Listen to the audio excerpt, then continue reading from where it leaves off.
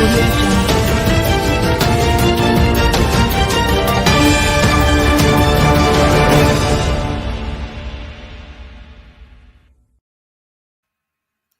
folks, good morning, good afternoon, wherever you're watching from. Welcome to Focus on Liberia. This is your favorite program, Roundtable Africa. And I'm your host, Sekou Keller. With me here is my co-host, Amara, all the way from Sierra Leone. And today we are discussing stories that made headlines across Africa. As usual, every Wednesday we bring you this program. Amara, good morning and welcome. Or is it afternoon in Sierra Leone? Yeah, it's a good afternoon now in Sierra Leone. Yeah, good afternoon, and I also want to join you to welcome our thousands of listeners across Africa, especially in West Africa. And we are sorry for a series of breaking its transmission these days. We hope to revive this program and get it back. But you can all join us, contribute usually, respect your comments, your contribution are highly valuable in this program. Thank you. Thank you very much. And I was carried away by the intro music. They are very beautiful music about love, about companionship. Good for marriage couple is in French, but the lyrics are very, very powerful. And without being distracted, we are back here. Our program is Stories That Made Headlines Across Africa. And Amara, what do you have to say about our topic for today? And how do you feel about today's What discussion? is rightly tied to the story that made headline across Africa.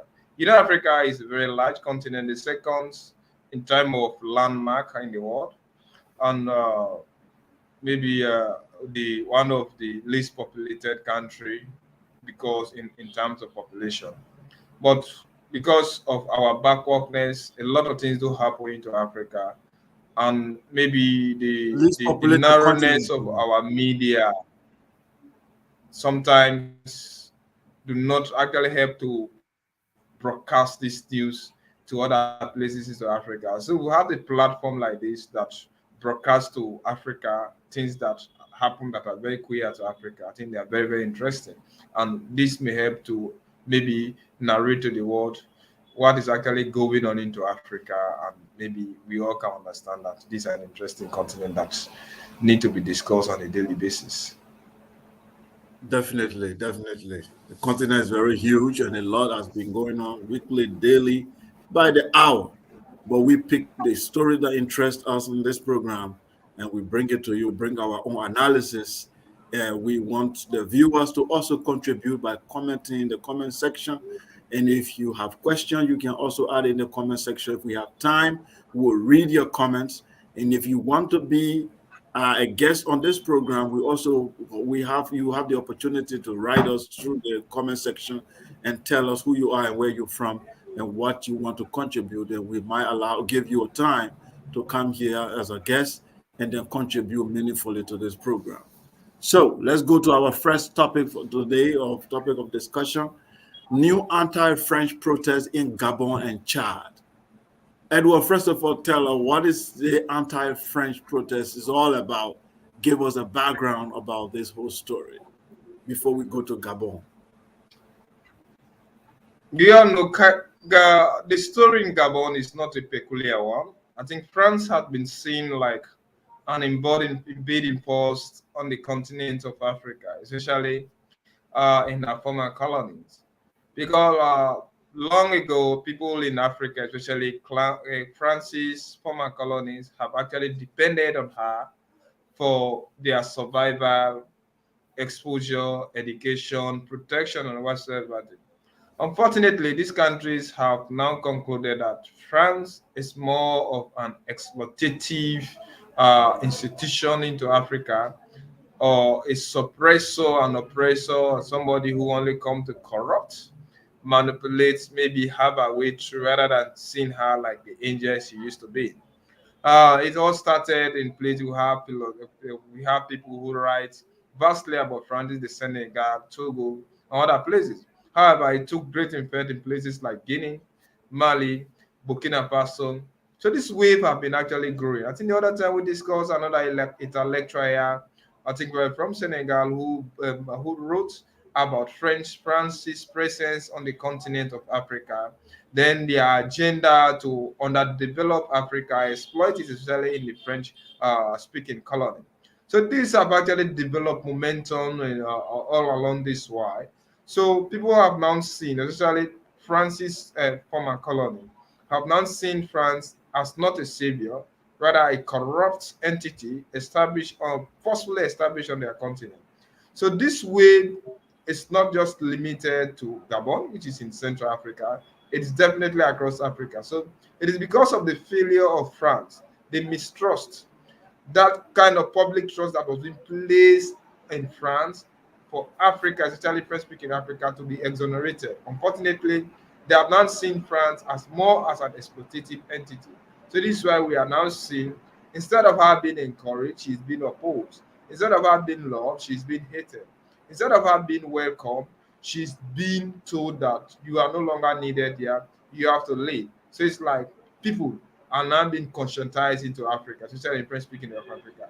They have now realized that France is no longer the angel, that angel Gabriel that they used to think, the Moses that they thought that France would have been to save them. So these are just the basic thing. Now we have seen a growing of anti or anti-France win across the globe of Africa, especially in countries where France present is. Like take an example, Togo. Togo has now passed another bill into their parliament to officially welcome them in the Commonwealth, which naturally we should have been the British, well, only British colonies should be part and parcel of the Commonwealth of Togo. So I think the failure of France promises to our colonies had led to the anti-demonstration, our corrupt attitudes, exploitative, and the forceful regime change through the manipulative angle of France have all seen them, they are all encircled around her, and people are now seeing her are more of an invading force with corrupt personalities rather than saviors. Definitely, definitely. You know, Edward, this French assimilation system that they started since the colonial days, you know, presenting themselves as the metropole, that is the capital of the colonial headquarter of the system, where all other countries are colonies, and France is the metropole, where all other French countries just need to work hard, put their resources together, and develop France. And France speak on their behalf. I think they are still in this kind of geopolitics, and they have not changed it. They've only modified it over the years, but France continues to see itself as the metropole that is in charge of all these French colonies, that their culture, their education, their resources, their economy, their military, their security, everything has to be through France.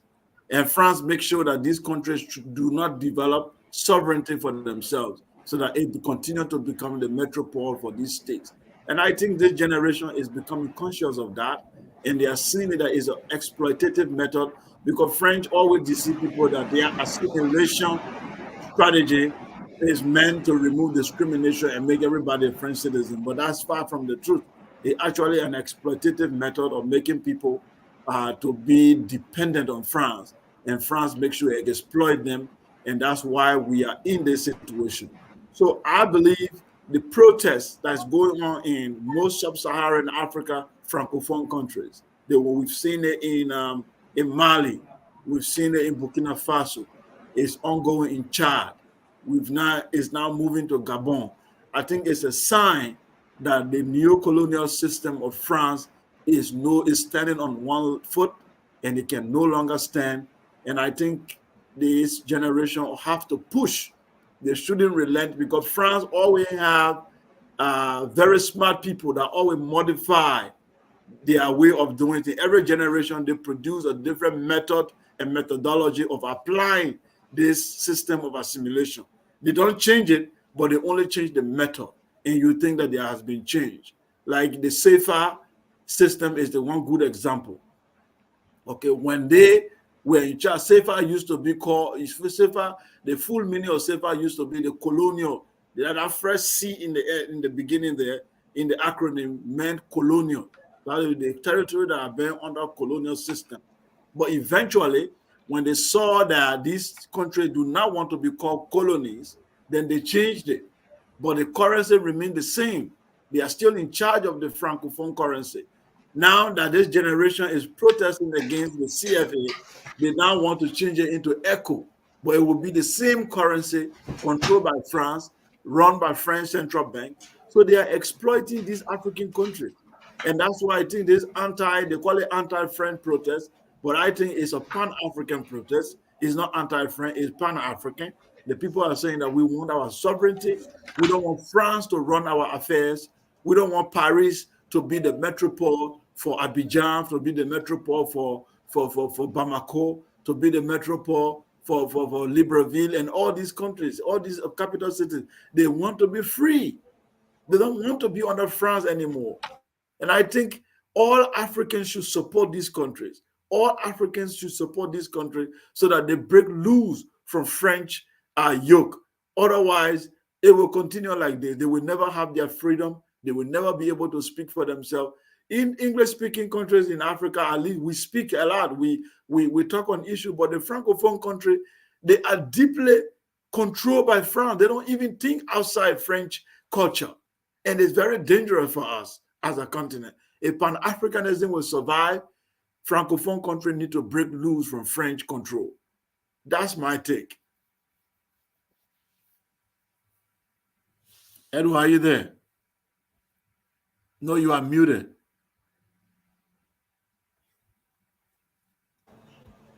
Okay. Oh. Yeah, I'm sorry. It was raining here, so I was trying to propose certain solution. Okay. Now, yeah, I can deeply agree with you because if you take a peculiar look about the Gabonese issue, it's no different than what is happening today in West Africa. We must understand that France or France's presence into Africa underdeveloped, underpopulated Africa, and at the same time, it has created a lot of political instability. It has led to the destruction of the economies of Africa. It has led to unlawful change of government, and it has led to a lot of undemocratic ideology into Africa. Most of the radicality today, that radicalism that is found into Africa, the one that is very negative, are actually being constructed by France. And France, by virtue of fact, is a very small country. Even the DRC Congo is bigger than France herself, her population bigger than France herself. But France is now using countries that are larger than herself, countries that are more resourceful if they had been independently ruled, they could have survived certain waves. But France, knowing that, I think France is just using that steel mentality, the struggle for and partition of Africa, where European powers colonize Africa, establish their hegemony, and use those things as proxies to develop themselves instead of what coming with development into such country. And now, as you rightly use, that policy of assimilation was not meant to develop Africa in ideal sense, because most of what was being assimilated, because when you assimilate, it means you are going to depopularize a kind of system that you met, then to come and popularize your own system. I think they just did away with everything that was typically. Then they came and established what was purely or what is purely France. And that led to Africa being depopulated, it was depopulated. At the same time, it led to the exploitation of our natural resources, because myopically or naively, these people thought that France was just like a savior. But everything that was being done was not being done in the interest of Africa. Now, we are seeing a wave of generation that have now realized the hideous things that France has actually created over the past decade in Africa, or even over a century ago. Look at what is happening to what is happening today in Guinea, in Burkina Faso. Now it is now extending into another country in Gabon. Since the independence of Gabon in 1960, they have only seen three presidents, and the third being Umar Bongo, Ali Bongo, and his father was Umar Bongo, who ruled the country. And he came in power in 2009. And that tells you that His relationship with France is very cordial, so strong, and he's one of the most corrupt African leaders, which you understand that. He's very undemocratic, despotic in nature, and they have managed to squander everything in Gabon. Gabon is one of the few countries, I think 1.2 million population. In time of oil, they are vastly rich. But unfortunately, you hardly see this thing in places like Liberia, in the capital itself. People are suffering and whatsoever. So France now, we only establish relationship with government that would support her ideology. Now seeing different, France have around 350 military bases into Gabon for a small country. Now they are using it to. So people have just seen that if places like Burkina Faso, if places like Chad, if places like Guinea, if places like Mali can successfully protest and ask these folks to leave, what about we? What can't we? So maybe people are now just exhausted. So the anti-wave, the anti-ideology, that France ideology have now been viewed as something that is an anathema, something that shouldn't be encouraged, something that actually people should preach against, to conscientize, maybe to nationalize, because whenever you have a French country like the like of, you cannot speak on the angle of nationalism, because the French are a dominant force into your decisive attitude. They detect everything and they must play into something. Like the CFA is almost operating in all French-speaking countries. And they have their presence over there. They control, they detect, they manipulate, and they have been successful in doing this thing all over Africa. Unfortunately, this type of generation that are now conscientized, well sensitized, absolutely educated on the heinous crime that France have committed, now they are going across it. And Gabon is no an exception. Maybe what has happened into Guinea, Mali, Burkina Faso, Chad is now taking place into Gabon. And don't be surprised if you get deep down into the Horn of Africa, other places where France's colonies are, because everybody is just absolutely exhausted with a small country manipulative mentality. Definitely, definitely. You know, one important thing you mentioned, the destabilization of African government. This is what France has been doing. You know, Abidjan, Ivory Coast is one part, interesting example. These people were in the country when the rebel attacked Laurent Gbagbo government in 2002. And they were the one facilitating everything, to giving logistics to the rebels to attack the sitting government because they were no longer in bed with the president. And what happened when the President Air Force decided to bomb the rebel in Boaké? They mistakenly bombed the French Air Force, mistakenly, and they apologized that it was an error. It was some kind of an error that made them to bomb. What did the French do in retaliation? They went and destroyed the entire Ivorian Air Force. So these are people that were supposed to be protecting you. Okay, they built a military base in your country that they are protecting you, and you mistakenly bomb one of their or two, three of their soldiers, and they decided to destroy your entire air force, to make you vulnerable to the enemies. So isn't it obvious that you are keeping enemies in your backyard, saying that they are protecting you? And what happened when the election dispute came between Ouattara and Gbagbo, 2011? The French army that was meant to protect Africa went and bombarded the presidential palace, removed the president from power, and installed Ouattara. So right now, what does Ouattara do? Ouattara has to be a darling of France.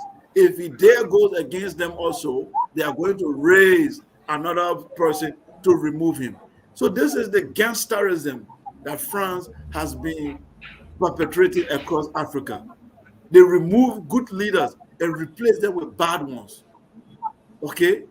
They remove Silvano Olympio. They remove all these great leaders, replace them with bad leaders like Oyadema. France placed Oyadema into power to destroy that beautiful country of Togo. They remove all these great leaders and replace them with bad ones. This is what they have been doing across the continent. So you cannot keep these people. They are under the double standard of Europeans. If you don't understand it, you cannot be able to construct a very good geopolitics in dealing with them. Africans have to understand that their foreign policy, they have to understand how the West operate. Europeans operate on double standard. They can preach democracy today and they are anti-democratic as long as their interest is at stake.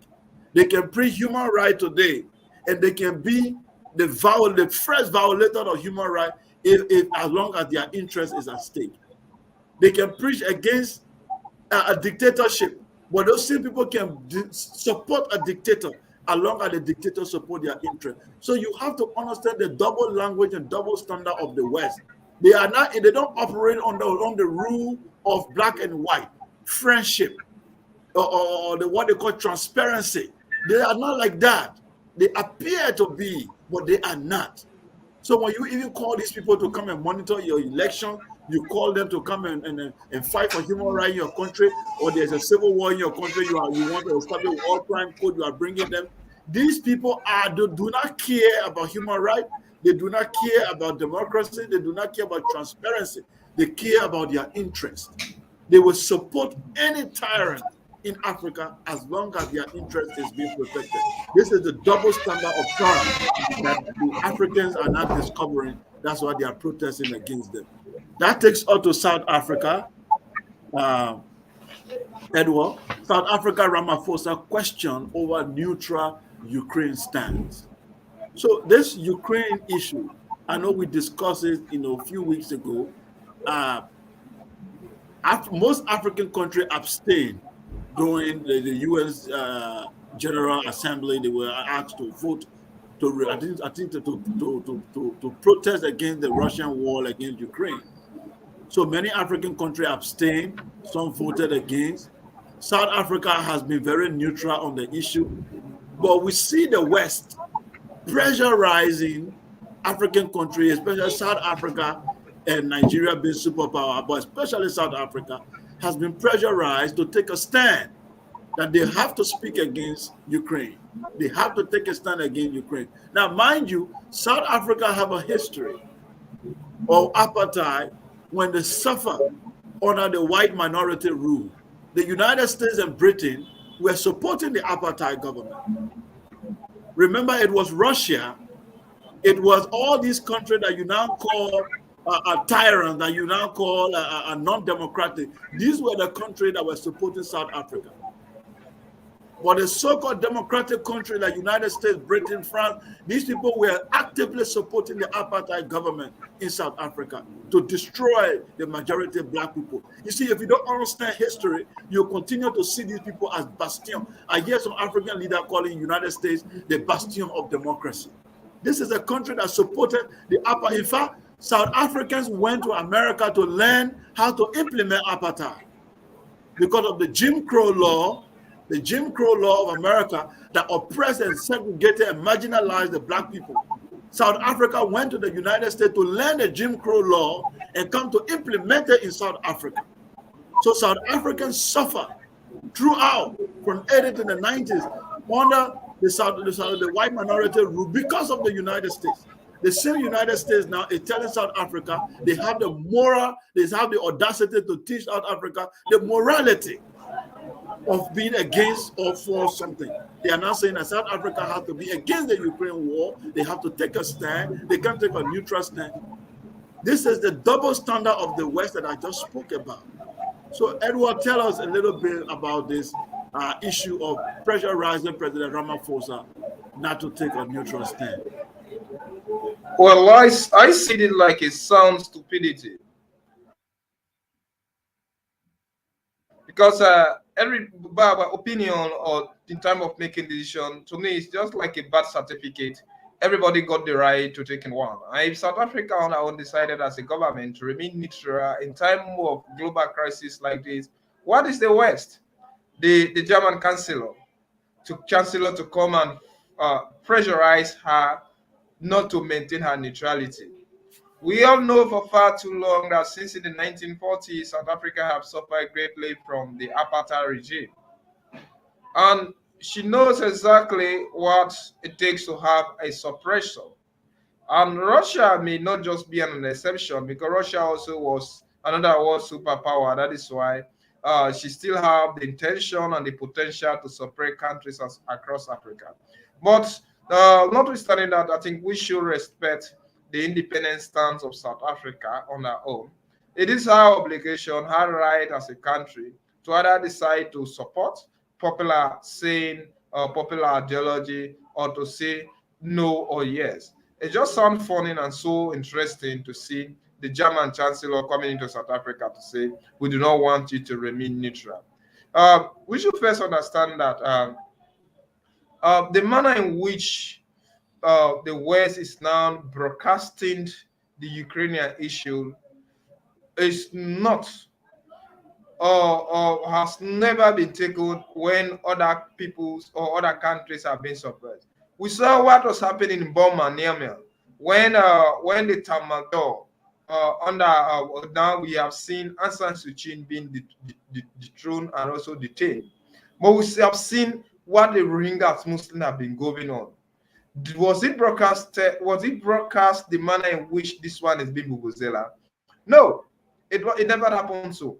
We saw what happened or what is happening today in Ethiopia when we are seeing the Tigrayan people are on a series of suppression, nothing. Look at what is happening today in Afghanistan. When the Taliban took over, what they are doing with the Afghanistanis. Nothing like that is happening. Then you even come deep down into places like Somalia, all of these things that is happening. So why now is the West taking the Ukrainian? I'm not saying for some subscribing to the ideological and radical mentality of Vladimir Putin, but I'm just watching on the scale. Why should the West only pressurize things when you come to European mentality? Coming towards South Africa, I think I love the stand of Ramaphosa because you don't just call things a spade just because somebody else call it a spade. If you view it the other way, it can be viewed. But let's first understand that the West, especially Europe, are not just Africa friendly. They are exploitative instruments. South Africa did not condemn nor support Russia's stand. Rather, she asked for a negotiation, a dialogue for the problem to be solved, if not alleviated. Maybe uh, two wrongs cannot constitute a single right. If dialogue has been the proposed or the tangible solution, things we are viewing today wouldn't have actually happened. India said they are not going to either support nor subscribe to not what condemn what Russia has done. Rather, they called for a dialogue. That was the same thing that China did because of what trading purpose and whatsoever thing. South Africa similarly did not support nor nor condemn Russia's stand. Rather, she's calling for a dialogue. Maybe we should have Africans who speak with independent mind. Because I don't understand how the West is in everything that is happening today in Ukraine. Although it is affecting us in terms of our economy development, that is one. Everything because Ukraine is very strong in time of what of food production in one or two way, even gas and fuel. Russia is similarly so because of the current volatile situation, war over there has globally affected us. But that does not disqualify South Africa to make an independent stand on it. So to me, I just see it like still Europeans are still carrying that mentality. No, these Africans do not have the right to think independently, to act independently. Anything that we condemn, they should also condemn. Anything that we say, they should also say. They just think that they are still supreme into attitude. They are the super beings. They believe into that supremacy. And if they are believing into supremacy, their supremacy should end into the West and shouldn't be extended. I love leaders like Ramaphosa and other people who may independently take their own stand and do not just subscribe to popular say, because that was make you to be an independent country. That was make you to be a sovereignty. So trust me, if the German chancellor can succeed into persuading Ramaphosa to withdraw his statement and say, okay, we condemn Russia, that definitely we just still subscribe to a kind of colonial master who still have hegemony operating and dictating what this government should not say. They have condemned it. It is up to them. South Africa can remain neutral and come for dialogue. That is all solution. Or what do I say? Want to provide tangible solution. If South Africa decided to take that stand, what is he to just come into South Africa, press the rights of Ramaphosa that you don't have to take a neutral stand. You should support. You should.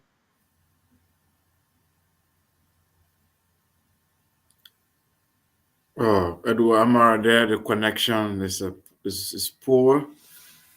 Um, okay, Edward, you can come back in. Edward Amara is having some technical issue. He will be back. So he was discussing the president of South Africa, Cyril Ramaphosa, question over neutral Ukraine stance. So, like my colleague was saying, the West is pressurizing African countries, particularly South Africa, to take a stand against Russia. They say that taking a neutral stand, like India did, is not allowed. So this pressure coming from the West is wrong on different levels. One, the West continue to see itself as the principle for African countries, that they have to decide African foreign policy, that they have to decide the African geopolitics, that they have to dictate to African head of states. And there are many African politicians who think that this is normal. No, it's not. African governments should speak in the best interest of the African people. They should speak based on our own geopolitics and strategy, looking at our history and what is in our best interest. Mandela said, our attitude towards people depends on their attitude towards our struggle. And this quote is very important. Our attitude towards people depends on their attitude towards our struggle. If you want to support America, you have to look, how did America support you when you were in your dark days? What effort did they apply to help you? If they did not, then you have to be careful and know who are your allies. When South Africa, when it was in his quote-unquote dark days, it was not America or Britain that assisted them. It was the same Russia. It was all these countries that came around that helped the Edward Amara. Welcome back. Edward, can you hear me? Yeah, I can. Sorry, it's network. You can end your statement before I come in.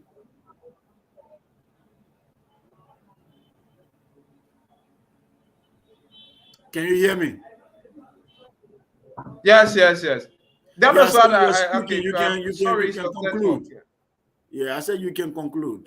Yeah. So in short, let the West let South Africa to think independently and act independently. They are no longer under any apartheid regime, nor are they being colonized by any other country, be it West or wheresoever you are coming from. The government of South Africa has the right to dispense her comments. She has the right to condemn. In fact, that is their bid of assertive right. They have the right to remain neutral, to even not to talk when they do not want to talk. They have the right to act when they want to act. They have the right to say anything as an independent state. So to hell with the German Chancellor, let him leave South Africa alone and let Ramaphosa take a neutral position, and no Western countries should be responsible to suppress her into changing her view. Thank you. Thank you very much. You know, one of the things I was trying to tell our viewers is when you see something happening in the world, be it civil war, be it economic crisis, or religious issue or cultural issue, you have to analyze it historically and understand why this happened before you take a stand.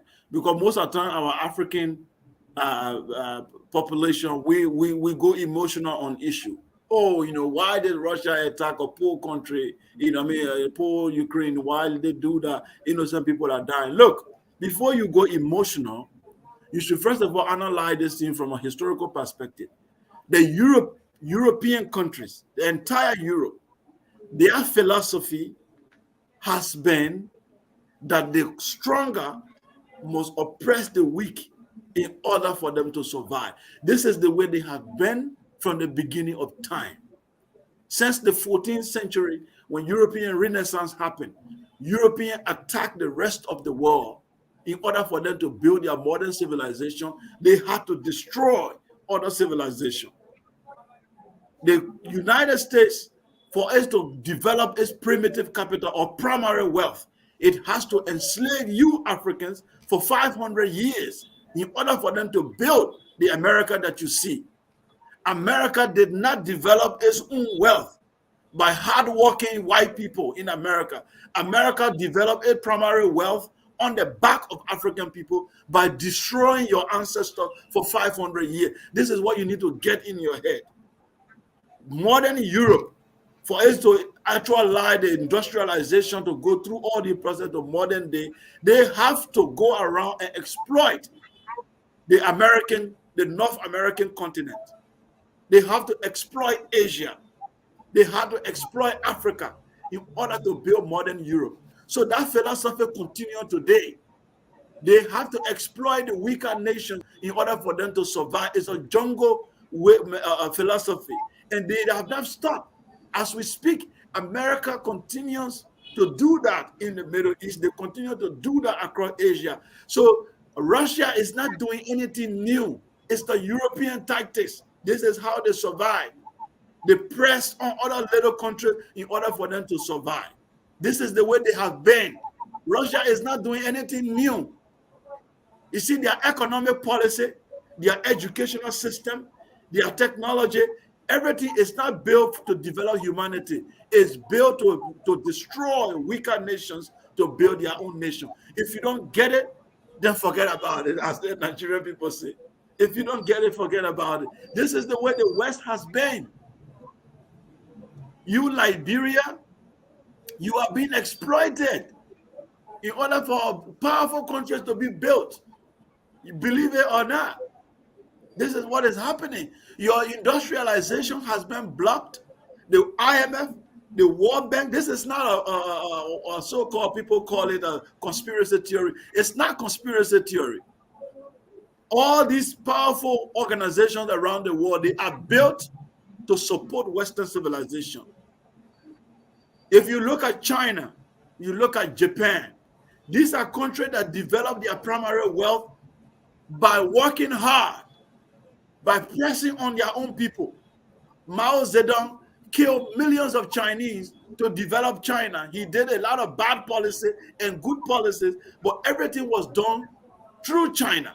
Chinese suffer to build their Chinese economy and Chinese civilization. They didn't colonize anyone. They didn't destroy anyone. They didn't oppress anybody to build China. Same for Japan. But Western countries had to suppress other countries for them to survive. This is their philosophy. And Russia is applying the same method. It's not new. So America should not cry crocodile tears. France should not come here and tell you that you should have to condemn. This is their way of life. Why they are condemning, they are bombing other countries to survive. So I just want you to get it across that do not join them to cry and cry. This is the way they operate. This is the way they have been, and this is what they are doing to us Africans. And we have to understand that. If Ukraine gain independence tomorrow from Russia, that same Ukraine, if an African country is attacked by any European nation, Ukraine will support that country to destroy you Africans. This is the way the Europeans' mentality is. So you should not join them in their cry. I suppose South Africa to take a neutral stand. Their foreign policy is working very well. They understand history. They support Palestinians because Palestinians supported them. They do not go, say because of their religion, they are going to support Israel. No, they understand their history and they are following it properly. And I think that is the only good thing South Africa has done so far since the coming of the ANC. So, Edward, I'll move on to the third discussion here before break. Veteran Uganda opposition leader Kiza Bossinger arrested. Tell us more about this veteran opposition leader and why he's still on the political scene. Because for me, I thought Bobby Wine is now the face of the opposition in Uganda, and he has already retired. He has given the mantle to Bobby Wine. But why is he not back into the ring? What's going on? I think Dr. We all due respect Dr. Kiza Besigye as one of the failed opposition leaders into Africa. Just like we have Raila Odinga of Kenya now. Of course, he is now purportedly a designated person to succeed uh, President Uhuru Kenyatta. But maybe I can link him more to the late man, the movement, the former leader of the movement of for democratic change in Uganda, in Zimbabwe, by the name of, what did they call it, this man? Mongan Tangorai, who Shan- died few months when this man overthrew Robert Gabriel Mugabe, and he thought that he could have been consulted on how to set the government under the crocodile man by the name of Emerson Mnangagwa. And finally, we saw Robert Gabriel Mugabe even voting for the movement of democratic change, now led by Chemiza. Let's come now to Dr. Kiso Beseje. Of course, he's now 63. I'm still wondering, at 63, what does he want into African politics? Does he want to be elected while while he is 70? Of course, we may say Biden is elected in his 70, but maybe he is stronger because of one or two reasons. I have never seen where Biden was being detained, torture, like the kind of psychological and physical torture Dr. Kiza Besigye has actually gone through under a dictator or a despotic leader like Yoweri Museveni of Uganda. So Kiza Besigye is 63 years old. He's one of the long-standing opposition leaders into Africa. And one, he was a very good friend to Yoweri Museveni, and they all struggled to ensure that Uganda was being liberalized from Mobutu, whom they accused to be somebody like a dictator. Unfortunately, the man who came to liberate Uganda is now the oppressor. He doesn't encourage the freedom of political parties. He abused, or he is now abusing, or he abuses human rights institutions. And at the same time, he does not encourage the formation of popular political party against him. Keith Obeseje or Beseje is just one of his few victims. And now, although he's not that strong compared to Bobby Wine, the musician turned politician, because of his youth and at the same time his social cycle and the manner in which he used to come into politics, like through music, and he sing revolutionary songs, and these songs have appealed to the general populace of of Uganda, and they have sympathized with him, and they have seen him more like somebody who has never been involved into the manipulative, corrupt attitude of the Yoweri Museveni government that have definitely been accused. But Kizza Besigye is a well-established opposition party member, but he once or two were involved into the governance system of Yoweri Museveni. He fall out with him. He also been accused of corruption, and that trust have never been. He just a popular politician, popular opposition leader, but he has not been able to mount serious pressure against Yoweri Museveni. Now at 63, he still want to cause trouble. So I was wondering, why? What a man at 63 will still want to do with politics into Africa? When he has been detained, he has been mentally and physically tortured, his health is no longer sound. What does he really want? I was expecting Kizza Besigye to realize the type of person that he's dealing with. Remember, I am not trying to condemn or to support to his being arrested. However, I'm still watching what does he really have to offer to the Nigerian populace, I mean to the Ugandan populace, when he and Yoweri Museveni have failed these people for quite a long time. It is high time Africans start to subscribe to things that will promote, develop Africa in one or two aspects, and change our circumspect. Unfortunately, we are now seeing somebody who is officially 63, but maybe if you cross-check a real age, he could be more than that. Sick, not fit to even face thorough campaign system, he still want to become the president of Uganda. And Yoweri Museveni, anybody he suspects high in his power, he doesn't play with you. He comes down on you heavily. We're not seeing a young man. I think the Ugandans should condemn Yoweri Museveni long time being in power, but Kiza Besigye is not also an usher. But is Bobby Wine the best person?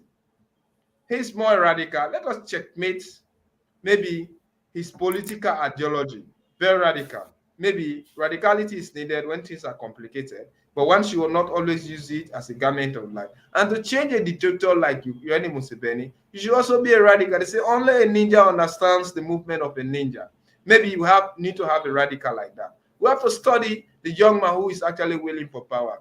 I was saying, Obeseje, I expect you to galvanize yourself within the Bobby Wine movement system, form a uniform party, and try. You shouldn't come independently. But this guy is also another failure. So we are watching as a system into Uganda, where you have a well-established dictator who wants to replace himself with his son. He wants to replace himself with his son.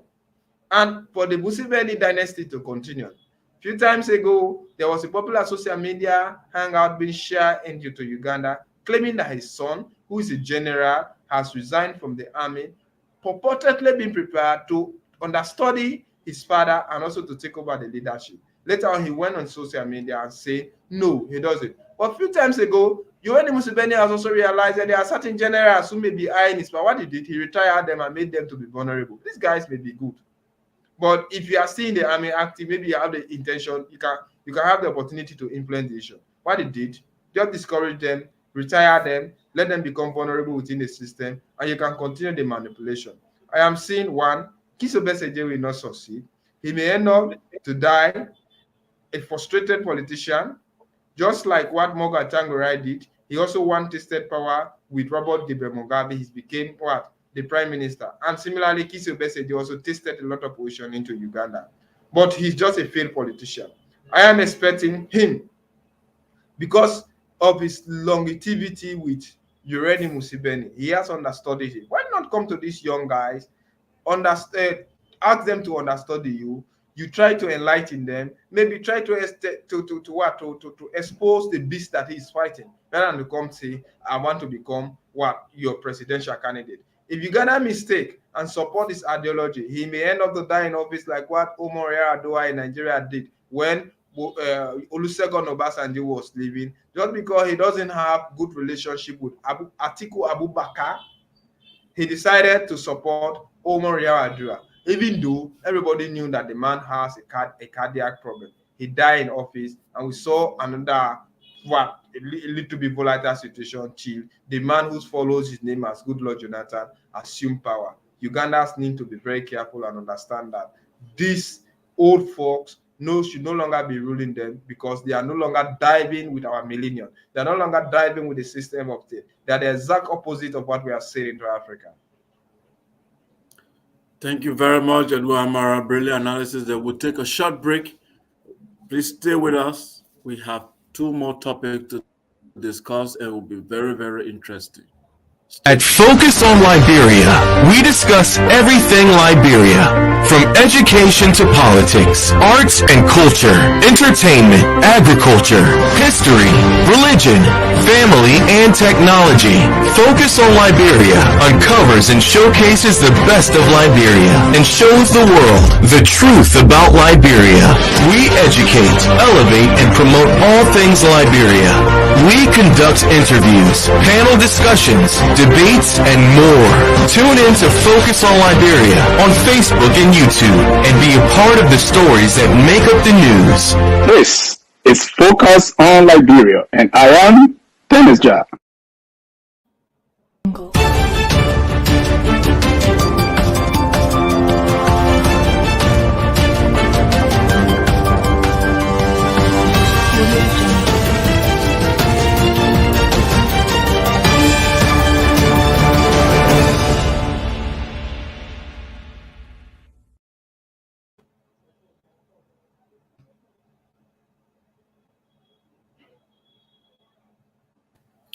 Hello and thank you very much for joining us. If you are just joining us, this is Focus on Liberia in your favorite program, Roundtable Africa.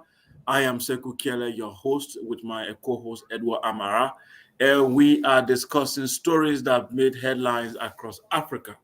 And here to now, we are going to be discussing. We are going all the way to Guinea, West Africa. So, Edward Amara, are you there? Can you hear me? I can.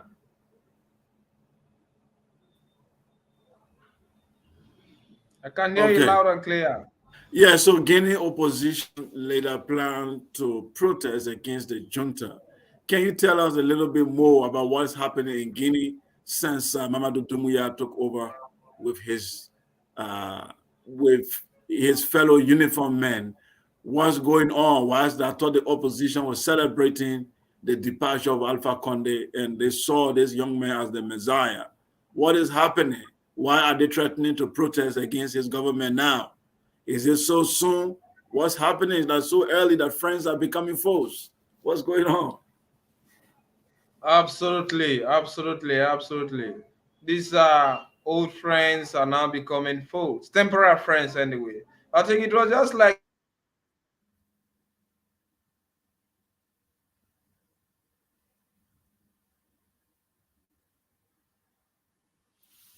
I do Amara some glitches there. I Hosanna, can't hear you. Hosanna, when Christ was about to go into Jerusalem, when everybody thought that he was an athlete.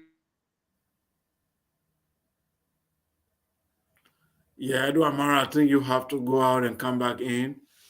You're having some connection issues. You go out and come back in. So, folks, we are Guinea. So the political parties in Guinea, threaten to call for demonstration if the ruling junta keep delaying the election or come to the civilian rule. So Guinea, they were all jubilating when the coup d'etat happened. You guys remember a few months back when the uh, President Alpha Conde was deposed by his own elite army. And then this young man, Mamadi Doumbouya, took over and he said, look, he will go back to civilian rule. They should give him a few months to put things in order. But it seems like the guy wants to stay longer. And now the political parties are coming together and they're threatening to protest, like what happened to Daddy's Camara, like they are going to protest against him so he can turn over the leadership of the country to the civilians. So it's very concerning because we thought the political parties in the country were all celebrating when this coup d'etat happened. They thought Alpha Conde was the problem, and they saw the military guy as a breath of fresh air. So it appears that, as the military always do, they come as saviors, then they turn around to become the oppressors. So we hope the Guinea situation doesn't turn out this way, but too bad for them that we warn them that military in Africa always have bad reputation. They come in first as saviors, then they turn around to become the oppressors. Very few occasions that we see successful military leadership in Africa. Burkina Faso's Thomas Sankara and then Jerry Lawrence of Ghana will be the only two good examples that we have. The rest of them, Nigeria, they are disaster. All the generals that took over in Nigeria, okay, beginning with how they call it, beginning with General Agui Ironsi to Babangida down to Obasanjo, all of them disaster. They did nothing for that country. And then you come down to Liberia, we saw what happened with our military rule. We saw what happened in Ivory Coast. We saw what happened in Guinea itself with Lassana Conte. So military leadership has never been successful in Africa. We only have very few that have done good job. So we cannot allow these things to be replicating themselves in Africa. If we have a civilian president who is not doing well, we should exhaust all the democratic means to remove the president. We can demonstrate, we can call for protest, we can write petition, We can use the National Assembly. We can use the House of Reps. We can write petitions. There are different ways we can wait for elections and go to the ballot box to remove the president. But we should never support military to remove a democratically elected president, no matter how bad. It does not help, folks. No matter how you don't like the president or the government, let us use democratic means and institutions to fight. Let us use the democratic and institutions to fight. We should not use the military to register our grievances. If we do that, the same military that becomes savior today, they will become the oppressors tomorrow. We have seen that the examples is just too much, in Africa. So, Edward Amara, welcome back. If you can hear me, I think you can try to conclude your statement you were speaking. Yeah, I'm sorry, it was network. Yeah, each time it rains, we find it very difficult to have a strong network. Having said that, let's watch network. Sometimes we have network problem. Yeah. So I know, as I was saying, old folks turned into enemy. It was the same man that we are saying Hosanna, Hosanna, Hosanna, Hosanna. Now they are now turning against him. We have been saying this for quite a long time. From the first day Jonas and I held a program on FOL about the coup d'etat that happened into Guinea. I knew that no government or no other political wing would have told them that leave power, they are going to leave. But these guys are no different from the people they have succeeded. They are no different from the man whom they accused. Now, Doumbouya is now gradually showing his true colors. We are thinking that because now I think he is purportedly failing the Guineans because they thought that he was a Moses, he was a savior, somebody who has come to exonerate Guineans from the shackle of corruption, from the shackles of despotism, from the shackle of dictators, authoritarian. Unfortunately, the khaki boy is now manifesting his power. Now we are seeing what he's doing. Detaining opposition parties members, humiliating them, and at the same time declaring a martial law against anybody who has the intention to protest against his decision, saying 3 years, 6 months before ever he could set up a government is a clear intention that he has no intention to leave the throne of power.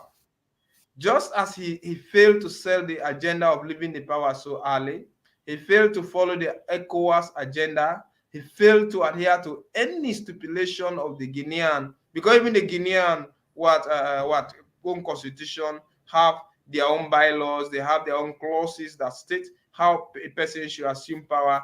And in case the president die unceremoniously, a coup d'etat happen, they have to set up an interim body, and just within a few months' time, they should organize an election where civilians will be allowed to contest. This so-called Doumbouya was actually, he gave the impression to the Guineans, not to people like us, that he will definitely ensure that Guinea is being returned to democracy and stability is going to be installed, accountability whatsoever coming. Everything that he's doing is only following his principle.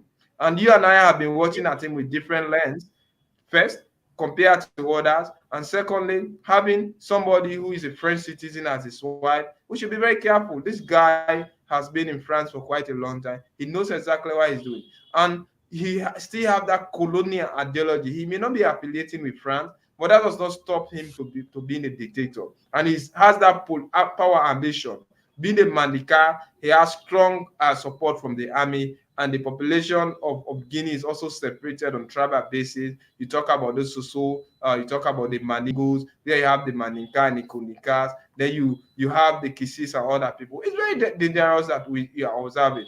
I think and feel the Fulanis and the Maninkas, I have been saying this, I'm continuing to say it. If Doumbouya decides to stay into power beyond, or as he has already manifested that he wishes to stay in power beyond what is stipulated, we shouldn't forget if we are seeing a tribal war coming into Guinea. Because nobody's saying that the Fulanis, because of their population, they should lead Guinea or they should rule Guinea. Nobody's saying that. Well, at least there should be a free and fair election. But a kind of political party or government should not assume itself based on their own tribal basis or any military tendency. So we are definitely facing an upheaval into Guinea. Doumbouya is a purported failure. He's going to follow what his military counterpart are doing into Burkina Faso, what they are doing into Chad, what they are doing into Mali, because it is the same agenda. And these are the same people of the same millennium. They have the same pattern of behavior. They are wrongly patterned. They are corrupt. They have the intention to state power. And they are sending bad waves across Africa.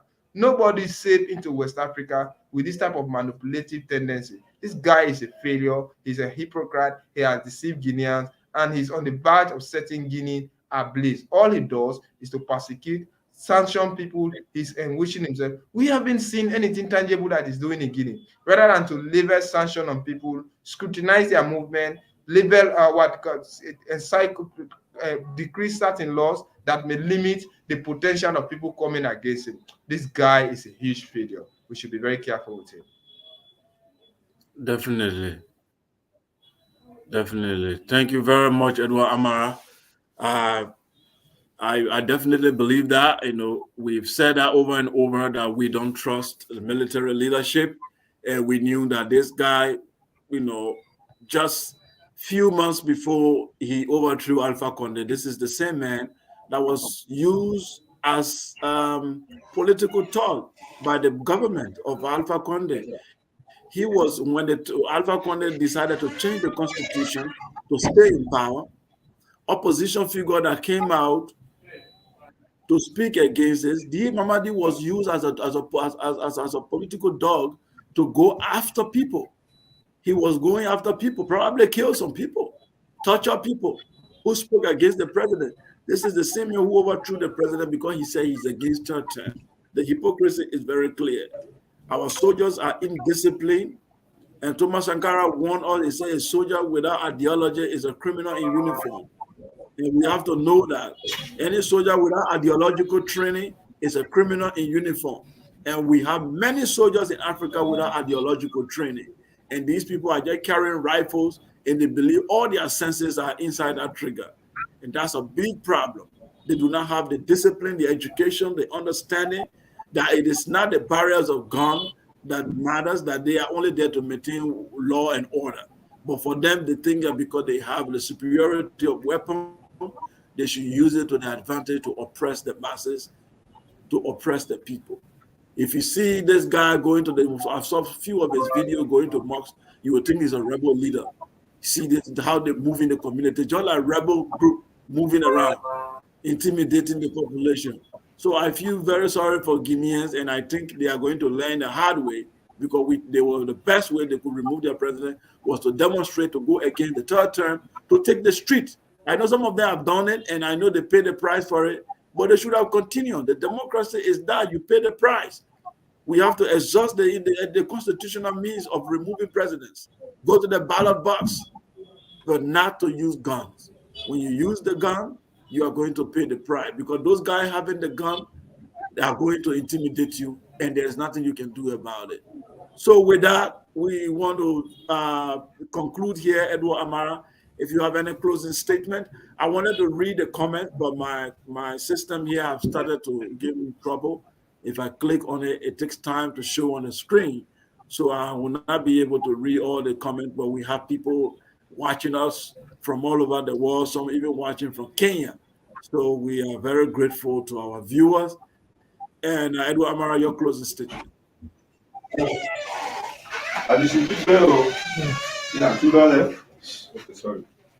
Yeah, thank you very much. I think let me just read one comment here from Dennis Ja. He said, David Ja, he said, as long as African nations cannot develop and support their own systems that improve the well-being of the people of their countries, we will continue to be dependent. Let us know that whether Russia or France, they do not have our best interests. They use Africa as testing ground of their. I think this is a comment that I was reading. And it said, as long as African nations cannot, as long as African nations cannot develop.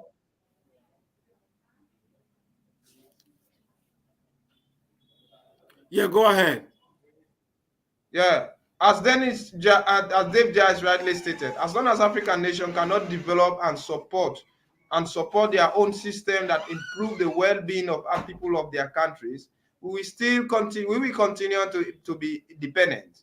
Let us know that whether Russia or France, they do not have our best interest. They used Africa as testing ground of their ideological diversions or divisions.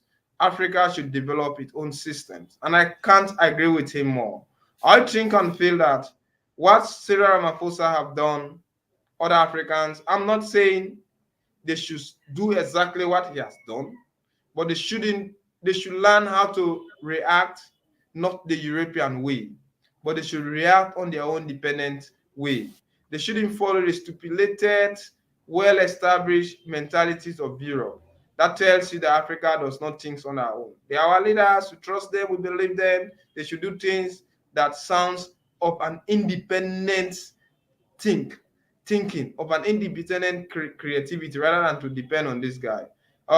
Finally, please, in Africa, let's learn to go to the ballot box and make a change of our government.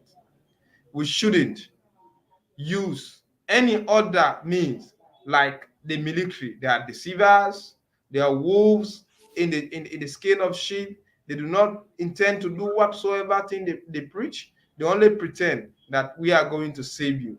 Just like they are failing Guinea, they are failing Mali, they have failed places like Burkina Faso, and they have been involved into all other places. So we should be on the watch. We should understand our route so that when we want to find a kind of solution to our problem, we should know where they are. On that backdrop, thank you for listening. Good night. Thank you very much, Edward Amara. Appreciate it. Thank you, Mr. Dave Jar. I think we are only going to read that comment for now. Uh, we have limited time here, so we want to thank you for always joining the show and contributing. Like Edward Amara said, we agree. Yeah, Africa needs to fix its system, but we continue to say our foreign policy, our geopolitics should be in the best interest of African people. We do not have to follow the rest of the world. We do not have to follow European dictates. European dictates have never led us to any good. The European educational system that we follow was designed to destroy us because the textbooks that you read, if you actually read them, you know that those textbooks were designed to devalue the African personality, uplift the European personality. That's why an African who goes to a Eurocentric school, he comes out to be anti-African and be out of his mind. And the matter a level of education, he can do no good to Africa. This has been the case since the 1800s. An African who has gone to a European school and did not have the opportunity to re-educate himself, such an African become dangerous to African people. So we have to understand that it's not just picking up things and implementing them. It is about what is in the best interest of our people. And today, what is in the best interest of our people is what we should stand by, not what America says. America has never had the best interest of Africa or Liberia or any country at heart. There is nowhere in time in history, except some of you that love crumbs. You love crumbs that fall from the table. Oh, America gave us bag of rice. Oh, America, after the war, they gave us $2 million.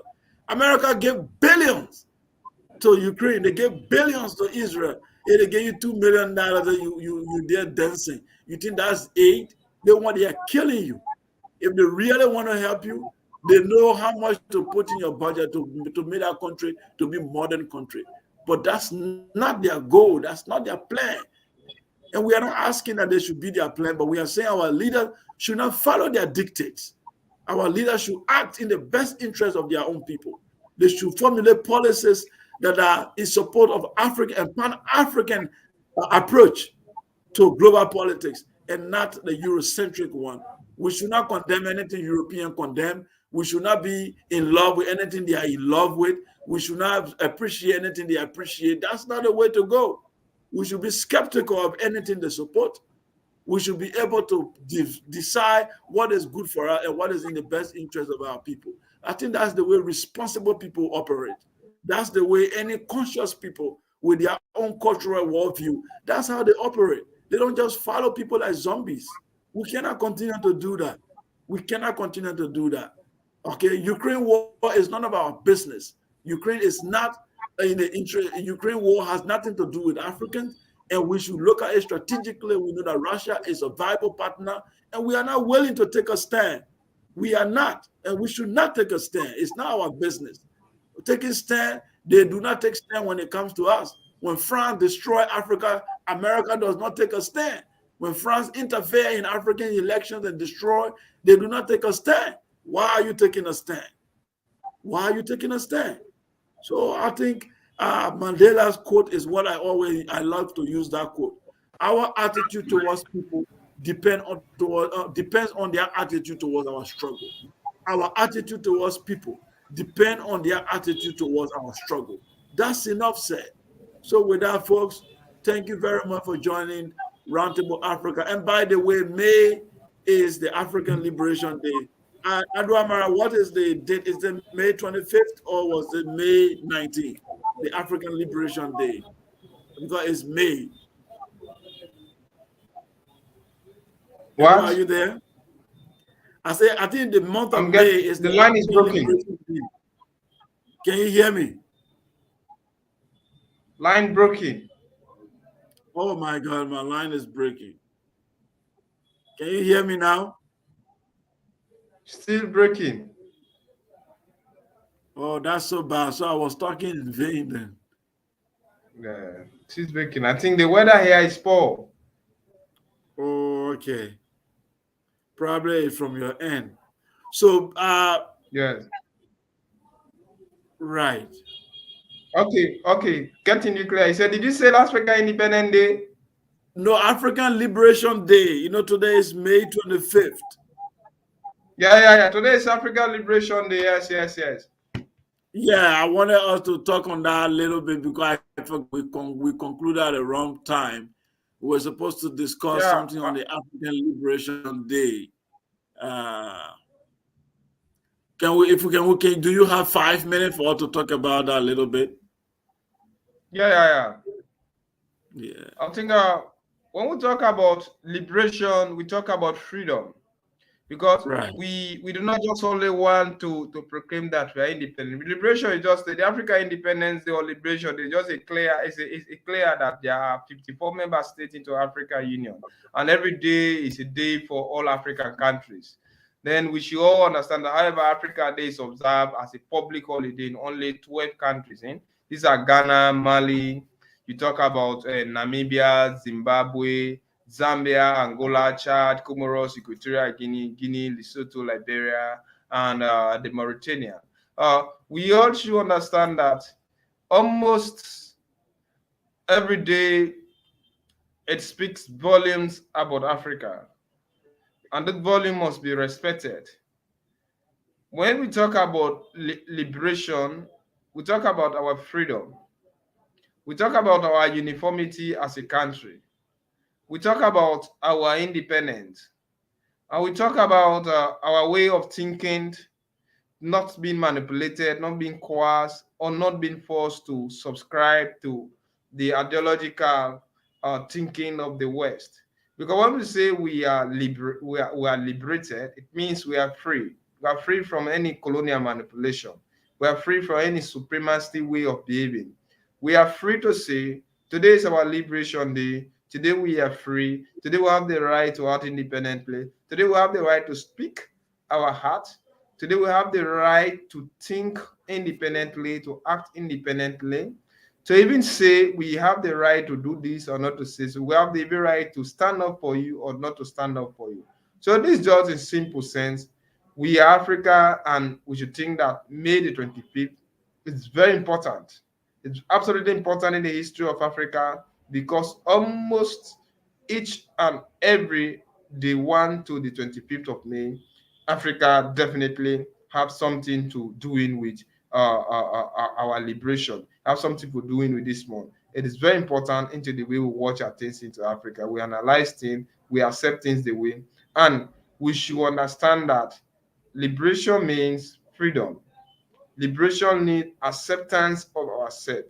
Liberation means forgetting about the policy of our assimilation, forgetting about colonial domination, thinking African, purporting things the African way, behaving African, and not being Europeanized into the way we think. Unfortunately, I am thinking, feeling, and also seeing that only a few African countries have actually been living up to this expectation. Because with all the liberation that we have professed over the years, what is it doing into Africa? People are still being enslaved into Africa. Our lives are still being jeopardized. We are still having our African leaders who are deeply corrupt, who are deeply manipulated, who have never severed their ties with the West. So this Liberation Day is important, but it could have been a day that nothing European should have been enforced onto Africa. Unfortunately, still with our Liberation Day being said, still Europe has something to say into Africa. I wonder where is the Liberation Day going? Thank you very much, Edward Amara.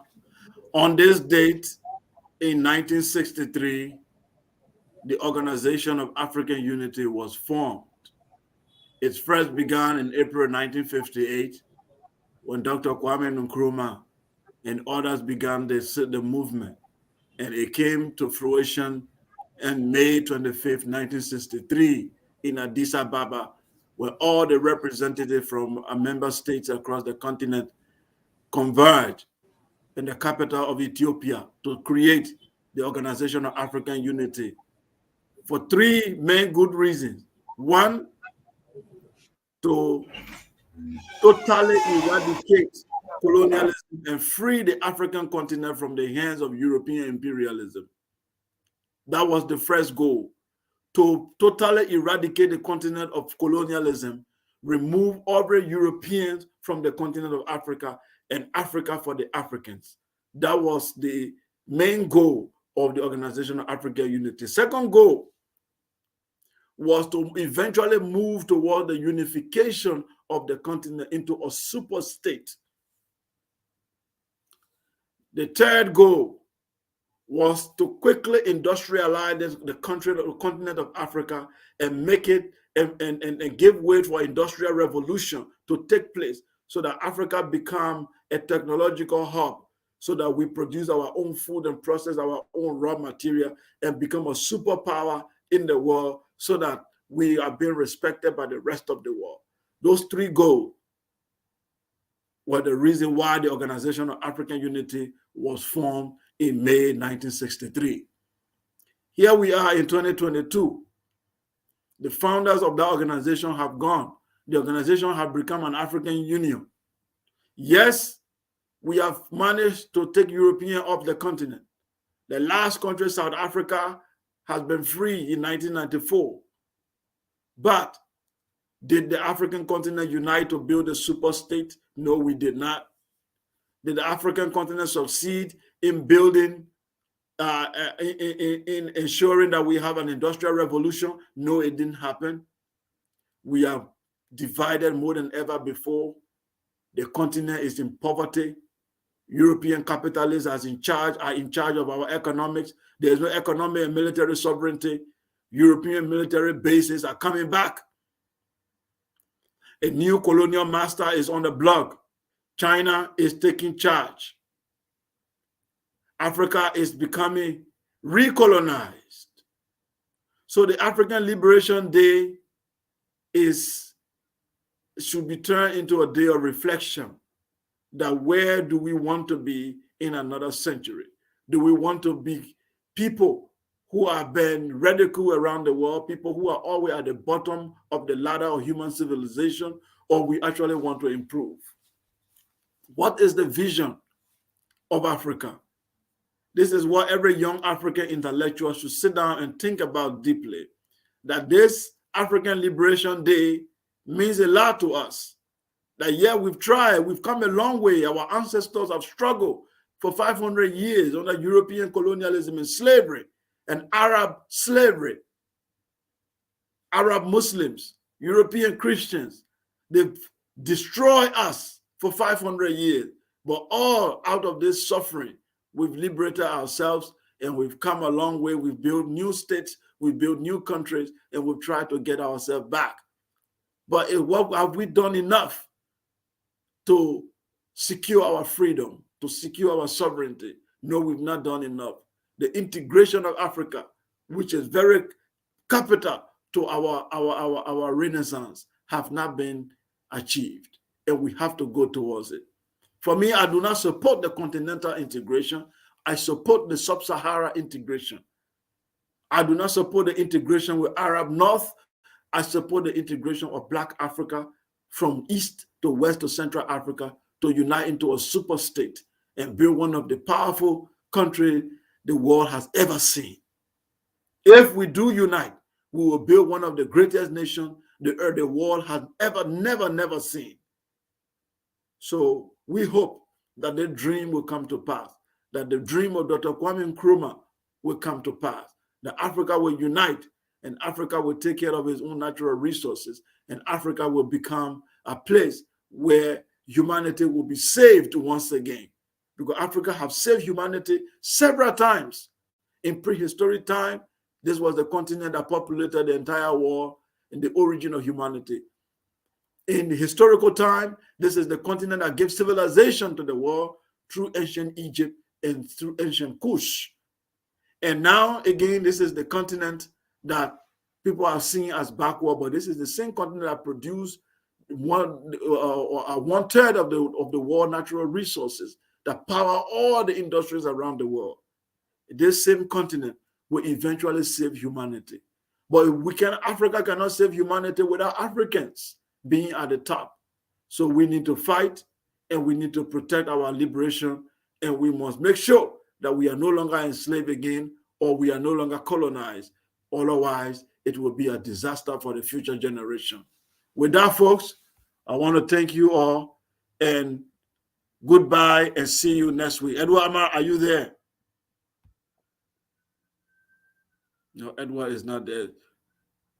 All right. Folks, we want to thank you, and this is goodbye. We'll see you next week, same time. We are Liberia. Liberia is our home.